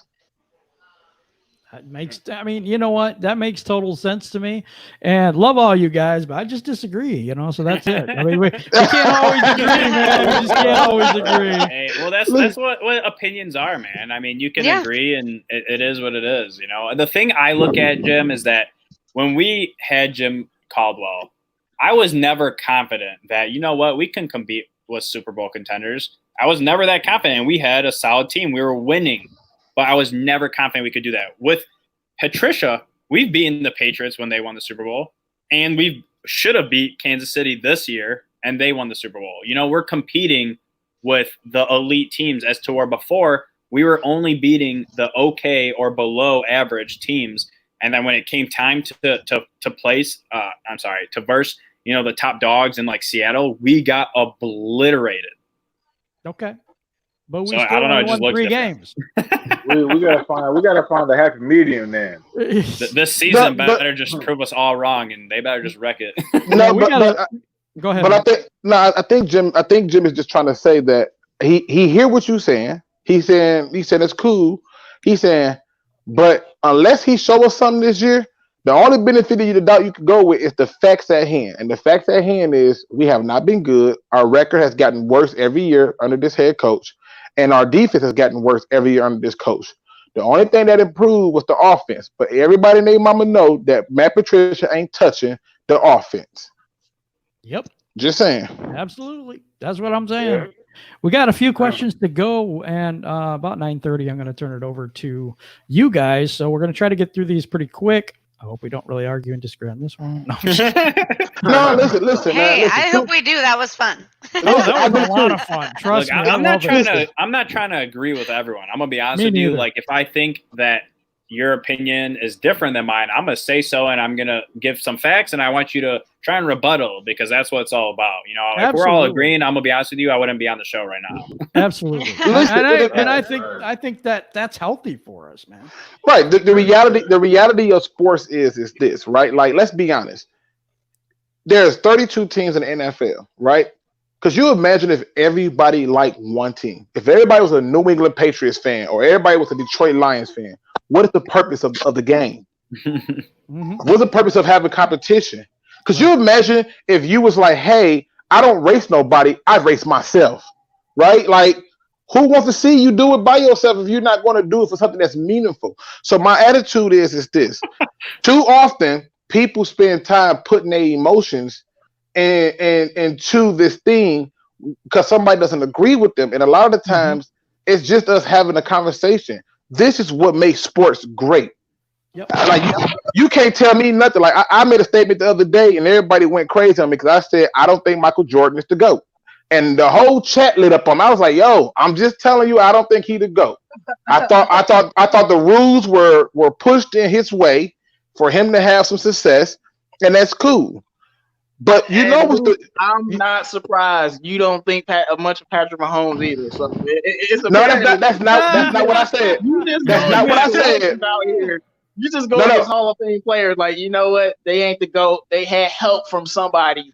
It's cool. No. Listen. The moon has changed. Listen. That's not what I'm saying. I do respect Patrick Mahomes. I do.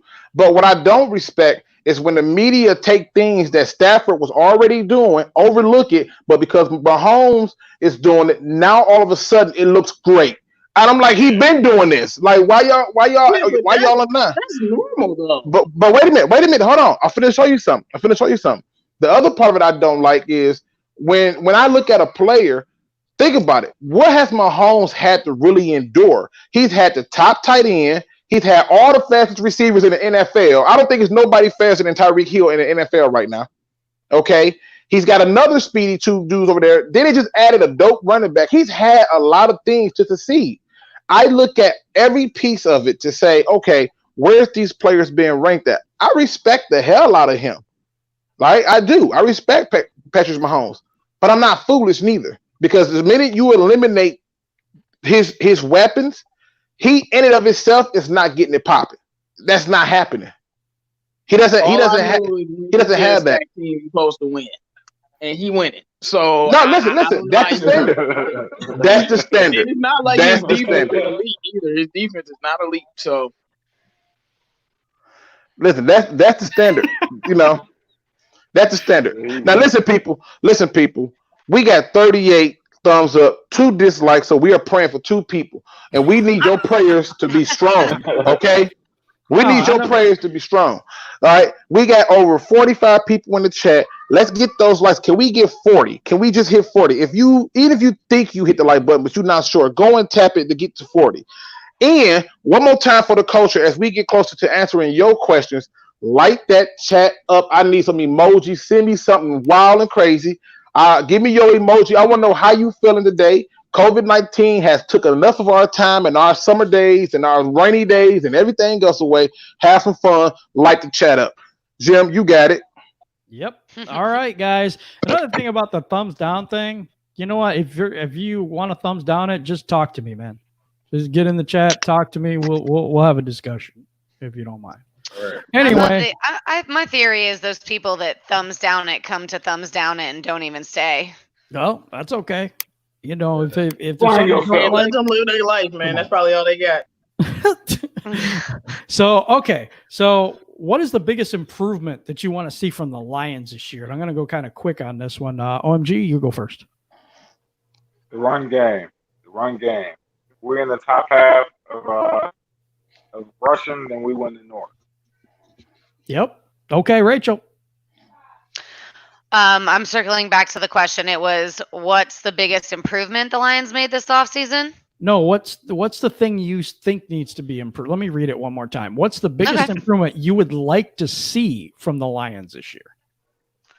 So it's on you, kind of. Oh, man. I'm like, can I have 3 things? But I'll pick one. I'll pick one. Hey, say as many as you want. I'm like, okay, so somebody already said one run game, so I'll just yes, I'll second that, and I'll throw in pass rush, and then Nice. somebody build on that. Nice. I got you, Rachel.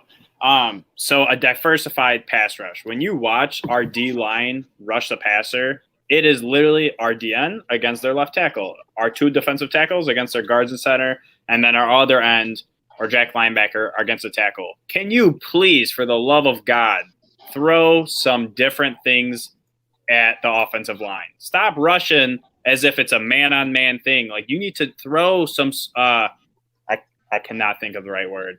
Stunt. Yeah, you need to throw some stunts and things in there. Stop going like just one-on-one. This is not a one-on-one drill. This is your D-line against their offensive line. And we already don't really rush with extra men, So whoever we have on our D-line is pretty much who's rushing the passer. So I need to see something different. I need to see a scheme change in terms of our rushing abilities, or else it's going to be ugly. No, I agree with you. What do we say? What do you got, JMO? I mean, sadly, it sounds like you're like, yeah, what should we improve on? And everybody on the panel is like, yeah, the whole football team need work. So the whole football team. Trash. I mean, we should be like, yeah, O-line and the safeties and the corners and the running backs. I need everything. But what I want, the biggest improvement I want to see is something that we were just talking about. I want a winning culture to be established. And you can do that by winning a division. So I need Matt Patricia to go from worst to first in the division, not even the NFL, in the division when you have a chance. The biggest improvement I need to see is for our head coach to take us to the promised land that he was brought here to do. I need to see him lead this team along with the team, responding to it. I need to see them go out and win that division. Yeah, totally agree with you, JMO. I'm going to go. I think, to me, the biggest improvement on the Lions this year needs to be the defensive line and pass rush. I totally agree with that, because I think our offense is going to be pretty good, but that defense needs some work. I'm going to leave it to Luke. I'm sorry, Jim. I read Rachel's message. She was like, we're going to need to talk about how I can use those cats in the box emojis. Oh, my God. They're so cute. Lord Jesus. Hey, I'm leaving it alone. I'm leaving that one alone, Rachel. You got that one. I'm leaving that one alone. Oh, go ahead, Jim. You were saying, my apologies. No, I was done. I said the D line and the pass rush needs work, because we can't have those DBs out on an island like they've been. They just can't cover for that long. Guys sitting back there having a cup of coffee, ordering pizza. I mean, you can't do that to a secondary. You just can't. So I think we need more pass rush, and I think that's the area we need to improve on this year. Okay, go ahead, Luke. The biggest improvement is in-game situation. Ooh, coaching. I like that. I am tired of seeing in-game situations be coached wrong. From blown timeouts to punting the ball away, knowing you're not getting it again. 12 men on the field. 12 men. Come on, we got to work on these situations. It's almost as if though that the situation occurred and they're like, "Oh snaps, y'all mean to tell me we got to come up with a plan?" Like I don't like that feeling that we're not prepared. So in-game situation for me. In-game situation. I got one last one. I wanted to ask this because I thought it would be good for everybody to kind of get where we've been inspired from and stuff. So I'm going to ask it. What made you want to become a Lions YouTuber? I'm going to start with OMG. What made you want to do this? Caldwell's last game. Oh, I'm for real. That's where this OMG idea came from. Me, my uncle, and my cousin went to Detroit versus Green Bay, the last game of the season, and we was like, man, something got to change, man. Like, yeah, we got to do something, man. And that's where this OMG came from, man. And I took the step forward and continued it and been trying to work with it. And my cousin just came in and now he's doing different graphics and things like that because he's a graphic designer. But yeah, man, it was that day Caldwell got fired. All right. You know what's funny? You know what's funny? I did this. I can't remember the research I did. That was the first game where Caldwell was his most aggressive in his whole time here. Yeah. He called reverses. Every trick play you could think of, he called. Throwing it to the tight end, to the offensive lineman and everything. Yeah. So And he threw the flag. He threw the flag that game. All right, So- Rachel, what made you want to become a YouTuber covering the Lions?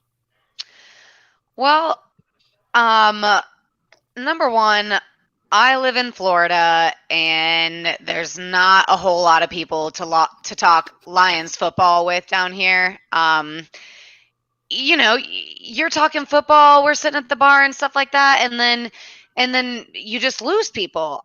So that was a factor, but it also kind of came down to something a little bit deeper. So I'll share this with you guys, but I didn't know what I really wanted to do with my life when I was in college. You know, I'm 18 and they're like, yeah, declare your major, set your path for the rest of your life right now.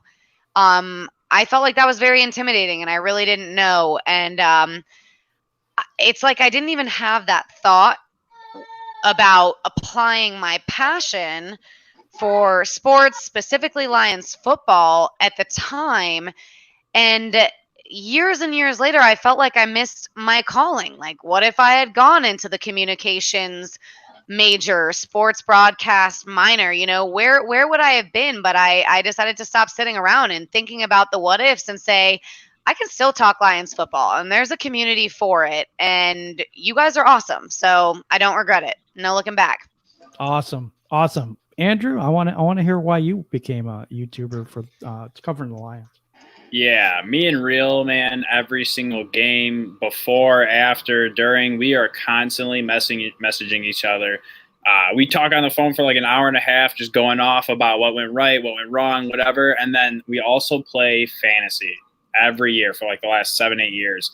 And so we would literally be talking football 365 days out of the year, it felt like. You know, so it got to the point where he kept telling me for years, he's like, yo, let's start a YouTube channel. And I was in college and I was like, dude, I'm way too busy. Like, I can't do it. And I just graduated with my master's and I'm like, all right, I can finally do it, you know? So we just had at it and, you know, we're here now and we're happy about it. So it's fun to talk Lions sports with other people other than just each other.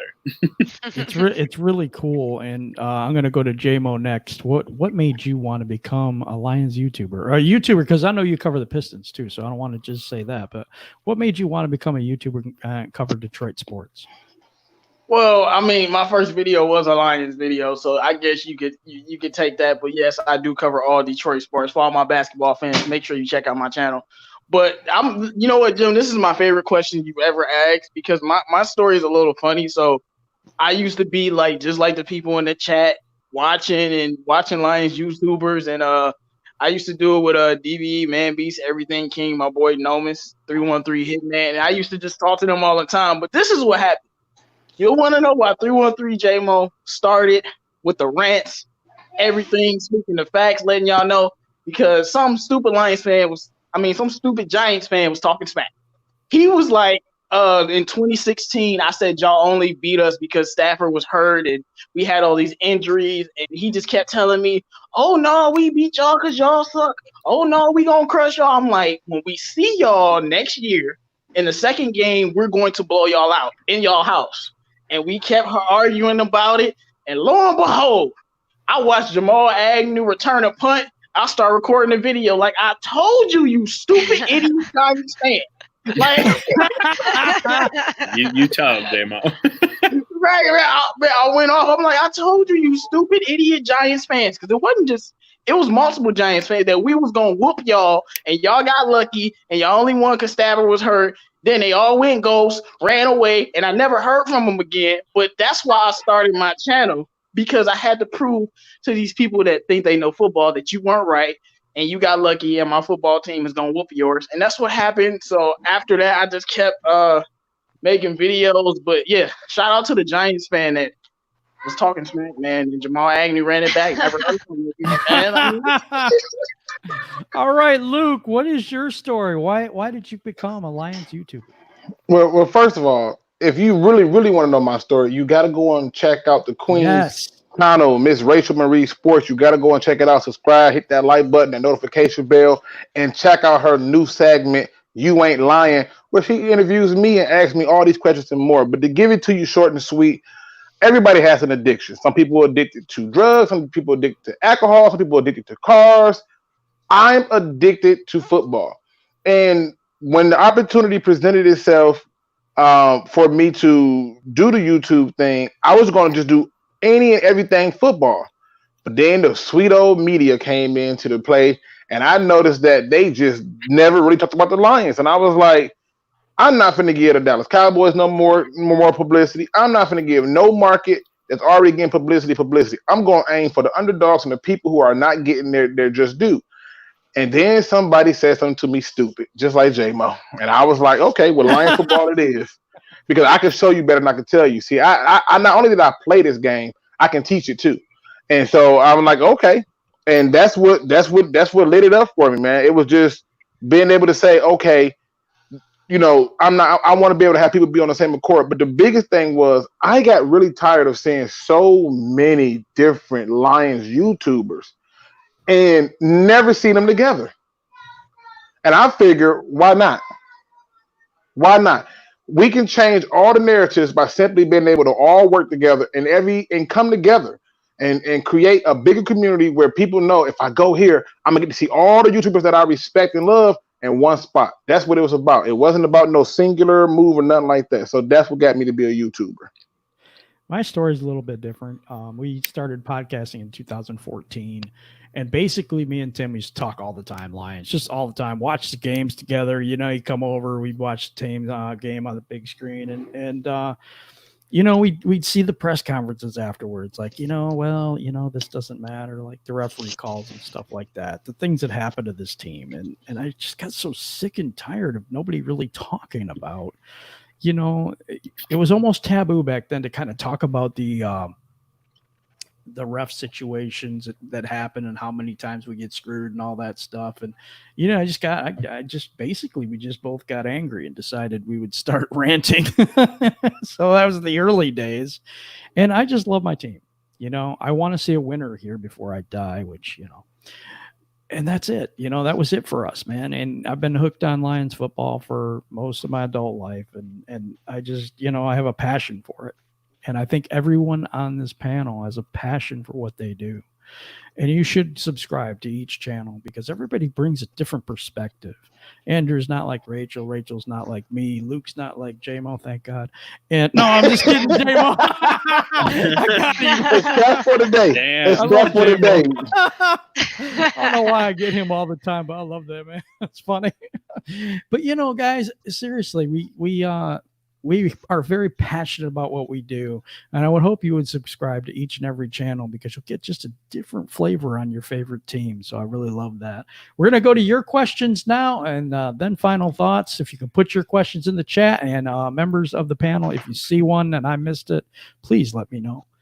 All right, so to kind of keep it clean, I'll let J-Mo pull the questions out. So if you see one, I see one off the right of the Bravo, hit us with one real quick. But I'll let J-Mo call the questions out. So J-Mo, keep track of those questions. I know they're gonna go fast. But Bravo got one. You see it? Yeah, I see it. Yeah, he says, what's the likelihood of the Lions sweeping the Vikings, Quackers, and the Bears? Thank you, Bravo, for calling them the Quackers. And it's the Care Bears, Bravo. The Care Bears. That's what we call them. I'm gonna kick this to you, Andrew. What's the likelihood of us sweeping those teams? I mean, it's slim. It's very rare that any NFL team actually sweeps their division rivals. I mean, even the Patriots sometimes have a hard time doing it, and their division is literally complete crap. Besides, the Bills finally are a pretty solid team. So it's almost impossible to sweep, you know, especially in the NFC North, where we're quite arguably the top division in the entire league. So it's going to be real tough. You know, Andrew, I'm gonna disagree with you. I think this is the year they can sweep all those teams. I know it's gonna be tough. I know that you said it's gonna be highly unlikely, but I'm telling you, if you look at the matchups, our receiving core versus the Vikings secondary, I'll take that. I'll take that. The Bears, they going through a whole lot over there, right? They try to figure out who they want to be. They don't know what's going on. So and the Packers, you got Aaron Rodgers out here talking about some. Yeah, I'm going to do everything in my power to coach up Jordan Love. That's code for I don't feel so well. I mean, seriously. So I think it's a good chance they can do it. I feel you, Luke. It's just hard, man. It's hard to do that in your division. It's not easy at all, but Packers did it. Of course they did. But when they did it, every other team in the division wasn't really that good. So when you look at our team, it's no real powerhouse in the division. So maybe it's an opportunity, but I do think that'll be. Sounds good, guys. What's the next question? The next one is the artist. He says, do you think Stafford will have a better QB rating than Tom Brady this year? What about you, Jim? What do you think? I actually think this is a tough one because he's got a lot of good receivers over there. Holy That's a good question. Better QB rating. I'm going to go Brady. Just a lot of stuff happens to our team. They drop passes. All kinds of stuff happens. And I don't know. I just think Brady's so seasoned and has Gronk over there. And he's got his safety valve. And it's going to be difficult because I think they're both great quarterbacks, to be honest. Yeah, that's a great question. But I think it's definitely going to be Stafford. Last year, he was 7th in QBR, and that was without a running game and TJ Hawkinson breaking out.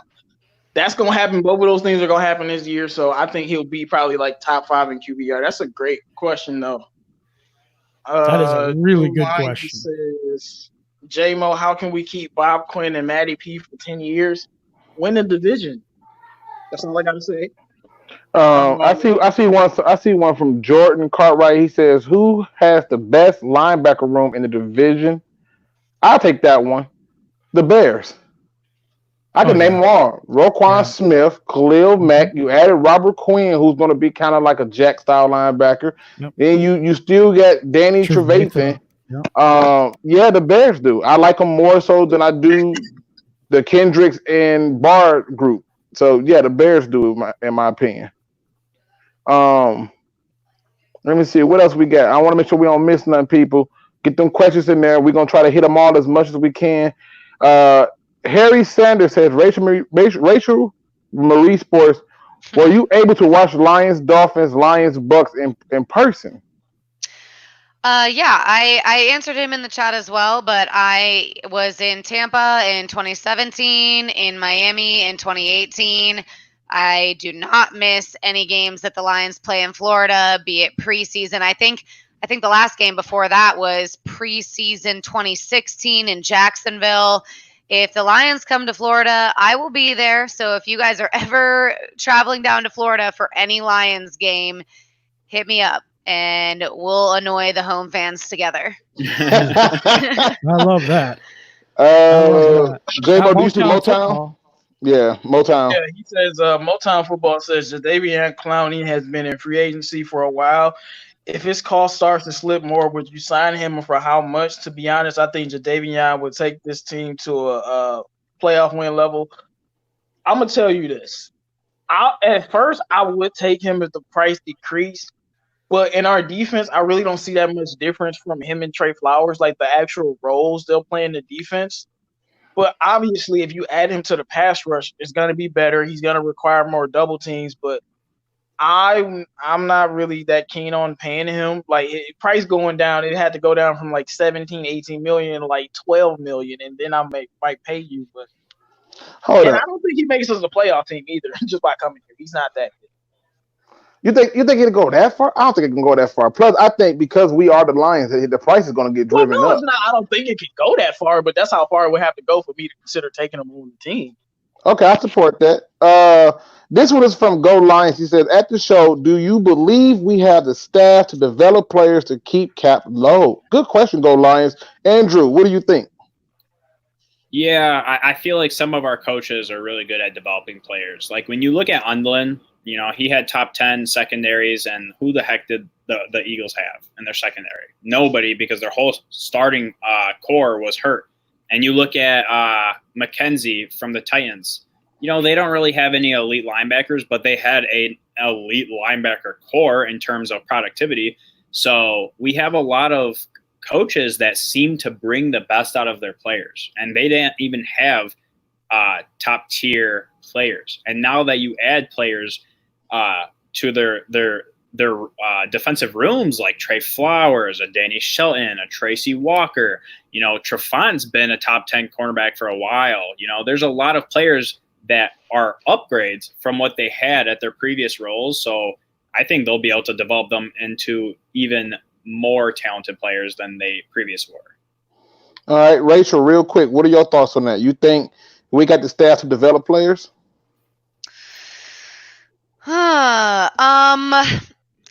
I think we, from last season to this season, have made some promising moves as far as staff goes. You know, developing players, I think it's yet to be seen, but I think one player that we might be able to look towards that is definitely being developed by our staff with the Lions is Tracy Walker. I mean, he's a sign in the right direction, but we could name a few that are not, so I'll just leave it there. I'll hit it. I'll hit it like this. I think certain positions we have the staff to develop certain players. Like I think we have the staff to develop wide receivers. I think we have the staff to develop tight ends. I think we have the staff to develop cornerbacks and DBs and secondary. The rest of it, I think either the players already developed or we don't have nobody there to help. I don't think that we have nobody that's going to change the fortunes of the running backs. That's going to come from us having a better offensive line play, in my opinion. The next question is, let me see. Go Lions. He says Danny or Hall. Let's go through and run through quick. J-Mo, Danny or Hall? Marvin Hall, get rid of Danny, give Marvin Hall all the snaps. That's how. Andrew, Danny or Hall? Hall. Rachel, Danny or Hall? I'm sad answering this, sort of, but Hall. Okay. Jim, Danny or Hall? Danny when you said that. I'm going Danny. I'm sorry. I think he's more reliable. Yeah, I'm going Danny because of 6 million reasons. That's why I got 6 million reasons to go Danny. Because I believe that if we didn't pay him that 6 million, we wouldn't have had to go 6 million reasons for it. So Danny it got to be Hall. Got to be better than Hall. Jay White says I've been rocking with J-Mo for about 3 years now, maybe longer. Back when it was just DVE King and you should have known. I think. Oh, you should know one on YouTube. I dropped a few videos. I do appreciate the Lions YouTube community. That's the goal. The goal is to bridge the gap and have one big community where everybody can come to the floor and have some fun and talk sports. Talking about yourself is cool, but it's better when you can have each other talk to them and get different opinions. Let's see. I got one from Chris here. It says, "Who here thinks Patricia let Stafford become unleashed?" I'm not sure he wasn't. I want to answer that. Go ahead, J-Mo. Patricia didn't have anything to do with anything that Matthew Stafford has ever done. And if anybody unleashed Matthew Stafford, it was Darrell Bevel. Patricia didn't have anything to do with any of it. Totally agree. The artist, do you think Detroit will have a top 10 rush and top 10 run stop defense? Yes. They got a better chance of being a top 10 run stop defense than they do a top 10 pass rush. But overall, I hope that they would be all around better. Yeah, we always dominate in Florida. Oh, that's a different one. I'm reading something different. My bad, people. Jordan Cartwright, he says Bo or Ty. Bo. Oh, yeah. Ty vision is bothering me. I'm being honest. His vision is bothering me. Jay White says Agnew on offense. What y'all think could help us get this? No, it can't because he's getting ready to join an already crowded group. They brought in Quentin Cephas to be like the next Danny Amendola, Julian Edelman. So good luck with that. Then you got a guy in Jason Huntley who can play that slot and still play running back. He's got more versatility and return kicks and punts. So nope. And who is he gonna beat out? Chris Lacey? Yeah, no like doubt. I'm Don't beat out Chris Lacey, dog. I'm just saying. All right, just guys. saying.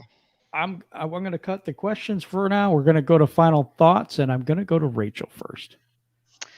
All right. Well, I don't know if it was just me, but this felt like a particularly fun show tonight, you guys. Yep, I mean, the lit. chat was lit. awesome. You guys were all awesome. Everybody had great points and backed themselves up very well. So first and foremost, thank you so much, everybody. I also I put the link earlier in the chat if you guys wanted to check out Luke's You Ain't Lying interview with me. He gave a lot of great insights, kind of what he's about on his channel. It's a really good watch if you guys are interested. And I'm about to post a link in the chat as well. I found out yesterday there's this weird little Lions 2020 Twitter tournament going on that somebody apparently nominated me for. So I'm going to put the link in the chat for you guys if you feel so inclined. Give your girl a vote. And as always, one pride. All right. I like it. Andrew, final thoughts for today. Yeah, I mean, definitely go support Rachel. You know, she's been a big part of the DSA. So go show some love and vote for her, because if she can take down the number 2 seed, that's hella hype, and that just goes to show how big of a community we're growing. But I do want to say, me and Real, we're starting to do a lot of fantasy stuff. We're starting to record them and just post them. So if you want to, compete in your fantasy league, definitely keep up with us. We're going to be posting a lot of stuff throughout the off season, and then once the season starts, you're going to be getting hella updates. So stay tuned. All right, JMO. What's good, everybody? Make sure you guys like the video in the chat. This was very, very fun today. A lot of disagreements, a lot of random agreements, and with Luke and Andrew, I don't know what was going on. I know. I checked my blood pressure and everything, my sugar, everything was good. Yeah, I'm like, I don't know. I'm in Bizarro world or something right here, but make sure you guys subscribe to the channel. I have a TJ Hawkinson video, and we're gonna talk about if he's actually gonna live up to the hype. And I do want to say we appreciate every time y'all come here and talk to us. It did feel like a long time. I don't know. The weekend felt extra long, but I'm happy you guys are all here. Make sure you subscribe to everybody in the description below. And as always, please sign Kenny Galladay so I don't lose my mind. All right, I'm gonna go next, and you know what, guys, this was a lot of energy in this show. I really enjoyed it. I had a great time. I love each and every one of you guys, and I think that, you know what, I love disagreeing with y'all. It's a bunch of fun. It makes it really, really cool. Subscribe to everyone in the DSA. There's a lot of content out there, and there's a lot of Lions talk. And you know what, you guys are awesome for being here and rocking with us in the heat and all the stuff that was going on tonight. We really appreciate every one of you. We just dropped a video on the officiating and stuff like that. So if you want to check it out on my channel. And I really appreciate each and every one of you. And I wanted to let you know. All right, Luke, take us home. Listen, ladies and gentlemen, to those people who showed up today in force and let that roar be heard, you guys are amazing. There was 50 people in the chat. We got 45 thumbs up and 2 thumbs down, so that's still 47, and that's almost close to the 50 that we maxed out at one point. Could not thank you enough. But you know what? I like ending shows on positive notes, and today's positive quote comes from not only my favorite hero, but a hero of the city of Detroit, and he should be your favorite hero as well. That's right. I am talking about one Mr. RoboCop. You heard me right. I said RoboCop. That's right. Mr. RoboCop says, serve the public. Trust. Okay? Now, this is the thing. Stay with me. Serve the public. Trust. Protect the innocent and uphold the law. Now, I know some of y'all are going to say, well, this is clearly about law enforcement. Nope. This message is a little bit deeper. See, what this message really says is, as human beings, you have to serve the public. That public means thy neighbor. That means that there's somebody who can't get outside and cut their grass because of this COVID virus. Lend a hand. Help a hand. There's somebody right now who can't go grocery shopping. It would be nice if somebody would volunteer to do it free of charge. Okay? This says serve the public. Trust. Protect the innocent. The innocent is our children and those who cannot fend for themselves. And right now, there's this stupid virus that's threatening us. Sometimes the best way to protect them is to stay in the house and stay safe. And then the last part is uphold the law. You know what the law is? The law is do unto others as you would have them do unto you. In other words, treat people the way you want to be treated, because by doing that simple law and command, you will have simply followed the rules of RoboCop to 1, protect and serve the public's trust, to protect the innocent, and to uphold the law. People, this man was giving sermon, and I swear I went to church on it, but I wanted you to have this positive note to know that everything you do matters. It just simply starts with you. With that being said, ladies and gentlemen, please make sure you hit that like, subscribe, notification bell, as well as subscribe to all the members of the DSA. And as always, don't be no chump. Please do your research.